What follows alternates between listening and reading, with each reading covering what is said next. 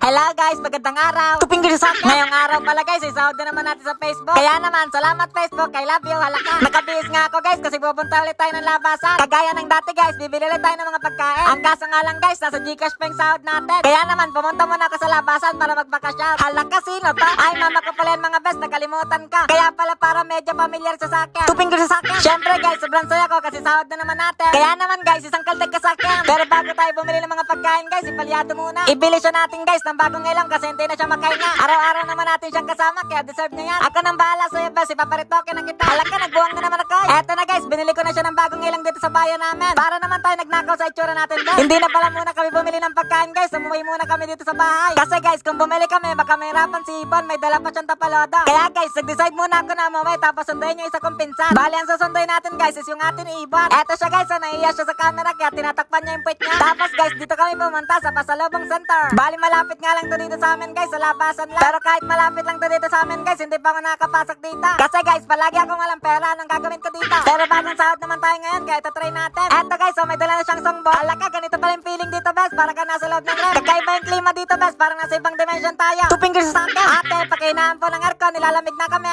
Eto guys, pumipili na kami ng kakantay namin. Best, pakihanap nga ako ng pusong bato tsaka pusong ligaw. Favorite ko yan best, ibibirit ko talaga lahat. Ay, mino pala to, kaya wala pala yung abutsik eh. Wala na guys, kitang-kita kami sa labas. Di man lang nilagyan ng kortina o division para may privacy man lang ako. Ang laki ko pa naman sumubo, wala na, pabebe muna tayo ngayon. Halaka, kala mo talaga yung tatlo best, so one day millionaire. Pero sa totoo lang guys, sobrang saya ko ngayon kasi happy ako. At eto nga, umorder na yung pinsan ka. Besang ka na padaba, be, bakit puro dumi yung likod mo? Yanod ka naman, masyado mong pinapalat ang puro putik sa atin. Kami pa nga lang guys, ang customer sa mga oras na to. Kasi guys, maaga pa, gabi dumadami yung mga tao dito. Alam nyo na sila best, date. Alaka, nang mapapala nyo dyan best, gastos lang yan, alaka, bitter.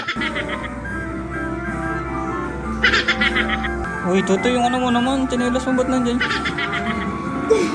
Clouds pala, bakit kami pumasok? Trespassing ba yata kami, minsan na nga lang. At eto nga guys, sinahanda na ni ating order namin. Nilalagyan na ata ng kulangot ni ate, ang tahimik niya ba? Halaka, may lumabas na kortina dun sa babae. May binibenta sila dito ba? Table, tsaka upuan, wala naman daw umuupo. Ang tagal ng order namin, te, pa-cancel na lang pa. Para kasing hindi masaya yung mga pinsan ko, sila na nga lang lilibre ka. Pumunta na pala sa kapilong na si Alden Richard. Sayang, hindi ko man lang nabutan, makapagpa-picture sana. Nang malaman na kung sinong mas malalim ng dimple sa amin. Tupinggir sa akin. Bakit yung baso nyo nasa taas? Paano magagamit yan? May lamesa sa dulo, walang upuan. Ano yung kakain to? Nakatayo lang, pinasakit mo pa yung tuhod. At eto nga guys, tapos na nga si Katsuo ni ating order namin. Pina-take out nga pala namin kasi sa bahay namin kakainin. Kasi guys, hindi ko kasama yung iba kong pinsan. Kaya ko siya sinama, siya yung pa-orderin ko kasi naiiyak ka. Alaka, meron ka pala ng best. So ulitin natin, maraming salamat. Ang lakas ng aircon nyo, may nyebe na yung puwet ka. At eto nga guys, nakarating na kami dito sa bahay. Bali itong bahay na to guys, isa kapitbahay namin, sa lola namin. Dito na kami kakain guys, para sabay-sabay kami, di ba ang saya? Kaya naman guys, tinawag ko na rin yung ibang pinsan ko. Ang kaso nga lang guys, may digmaan yata sa panaginip niya. Kaya parang hindi siya makakasabay sa amin ngayon. Hoy nay, halaka, nangungupit pa lang. Walang iyak ka talaga rin si Pai, ginulat mo pa yung matanda. Sayang, nakalabas na yung 20, kukunin na lang eh. At eto nga guys, pinagpepesta na nila to. Kami nga rin yung kakain guys, kasi mga kapatid ni Ivan is tulog pa lang. Yay! Maraming salamat sa inyo guys. Kung hindi dahil sa inyo guys, hindi ko sila mabibili ng ganito. Kaya sobrang nagpapasalamat ako sa inyo guys. Kasi guys, napapasaya ko na sila kahit sa mga simpleng bagay katulad nito. Hindi ba man ganun kalakihan yung sahod ko, pero masaya na ako daw. Okay lang na maliit guys, ang malaga masaya kami. Ang kaso nga lang guys, hindi kami kompleto ngayong araw. Kasi guys, yung kapatid ko is nasa Maynila na. Sobrang namimiss ko na tuloy siya. Kaya bunso, kung napapanood mo to, bahala ka dyan, maingit ka sa amin. Ang lamig pa naman ng Mekteves, oh. Sobrang sarap sa lalamunan. Pero sana guys, wag kayong magsawang suportahan ako ha. Kasi guys, lahat naman ang ginagawa ko is para sa pamilya ko. Kaya naman, mas lalo ko pang sinisipagan araw-araw para mas masaya sila. Pagkatapos ko ang kumain guys, sinayos ko ng ilang ni Palyado. Para naman, pumogi na ulit siya. Grabe na pala yung tama mo bes, kaya pala Palyado